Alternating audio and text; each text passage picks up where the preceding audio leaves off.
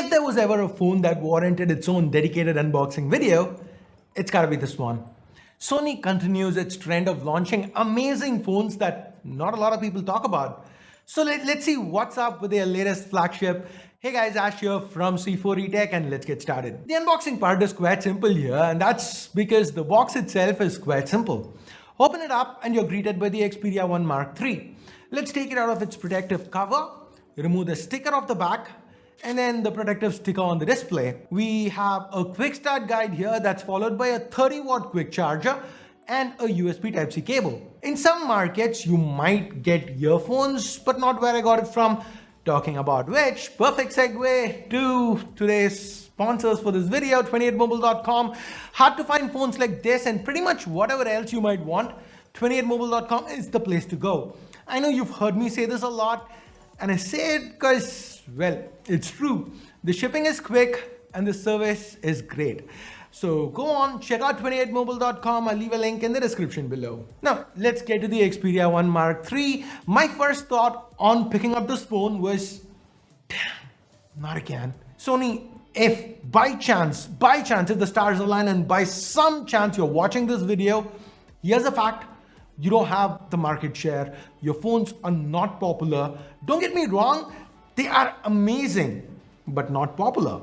And that means finding accessories for it is a pain. So please, pretty please, just include a soft case in the box, because with this sleek build, the phone, it's really slippery. Not that I'm complaining about the build, I love this build.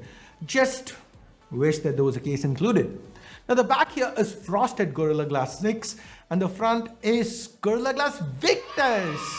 Between these two pieces of glass is an aluminum frame, which again has a matte finish. The Xperia 1 Mark III looks and feels premium in hand, but the design is nothing special. This is not a head turner. It's kind of gonna fade in the background. It's not something like the Honor 50, but if a stealthy look is something that allures you, then you're gonna love this. Now, the Xperia 1 Mark III, it's a long phone, it's a narrow phone, and that's been Sony's calling card in recent times, this 21:9 aspect ratio. Now, it is a double-edged sword in a way. On one hand, the narrowness makes holding the phone easier, but on the other, it also makes hitting the top corners more difficult. But if you wanna, say, watch a movie, the Xperias do offer the best experience possible since you end up not getting any black bars. This here's a 6.5-inch OLED panel. It's got 120Hz refresh, a 4K resolution, which is pretty much overkill because the pixel density is about 650 pixels per inch, so super sharp.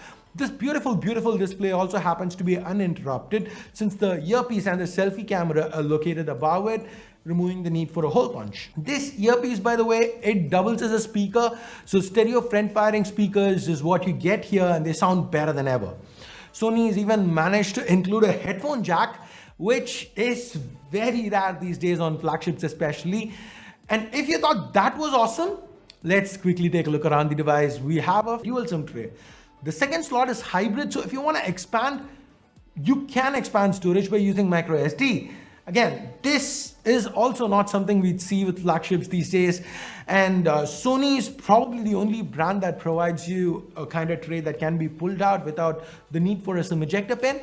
If you can think of any other brand that does that, leave a comment down below. I'm just curious. Now to the bottom, we have the primary microphone and a USB Type-C port. There's a lot going on to the right. Here we have the volume rockers, the smallest I've seen in a while, a power key which still has a fingerprint scanner built in. I don't necessarily hate it, but I do prefer in-display scanners. And given the asking price, I'd love to see Sony switch to in-display scanners. We then have a dedicated Google Assistant key, followed by a lovely two-stage shutter key. Half press to focus, press all the way down to shoot. I just adore this. You can also press this to directly launch the camera app. I feel it's a lot nicer shortcut than double pressing the power key, which, like with all of the Android phones, is also available here. Now this power key and even the Google Assistant key, they are recessed. Given one side's full of buttons, if these keys were not recessed, putting them on a tripod or a controller like this, it could have proven to be very difficult. With all the attention Sony's paid to optics, not being able to mount this phone on a tripod would have been a major design flaw. Glad to see Sony avoid it and glad to see their attention to detail here. Now, as it's always been, optics again is a major selling point for this Sony Flagship 2. We get 4 cameras to the back. The primary is a 12 megapixel f1.7, a 1 by 1.7 inch sensor. Initial impressions with these pictures, I love it. The colors and details seem great, and that physical 2-stage shutter, it's also satisfying. Next, we have another 12 megapixel sensor. This is a smaller 1 by 2.6 inch sensor. It's got a 124-degree wide f2.2 lens. Then there's a 0.3 megapixel time of flight sensor, but the more interesting camera, it's this one right here. Sony's got a lens that can switch focal lengths. So 70 or 105 millimeter telephotos are what you get here at an f2.8 aperture, so about 2.9x and 4.4x zoom respectively, optical. By the way, talking about optical, the primary telephoto both have optical stabilization. The selfie camera is an 8 megapixel f2, so nothing special. One of Sony's biggest strengths here is the software. When you press and hold the shutter key, there's no regular camera app. You get straight to Sony's Pro app instead. It gives you a multitude of features. It launches basic by default, which is pretty much like most camera apps with options to switch zoom levels, some modes, etc. The rest of it, it's extremely similar to what you'd find on Sony's alpha cameras. You get a deeper feature set and you're allowed to tinker around with a lot more than you'd usually be allowed to on a smartphone. The same holds true for videos as well. This dedicated Cinema Pro app helps add LUTs or lookup tables to your shots. As unique as Sony's camera apps are, the rest of the interface is hugely left untouched. It's pretty stock Android 11 with a Snapdragon 888 chip on the inside. Everything felt very fast and snappy to me, and that was just expected. There's barely any preloaded apps. One thing I'm gonna have to test here is the heating. Due to this being a 4K display, the phone might actually overheat.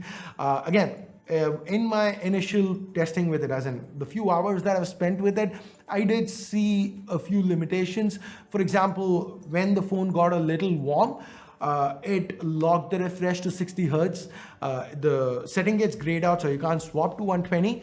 And surprisingly, there is no option to adjust the resolution. I'd love to see an option to drop down to 1080p if you wanted to. So what else? It's a 4500 milliamp hour battery under the hood. It's supposed to go from 0 to 50 in 30 minutes with the included charger.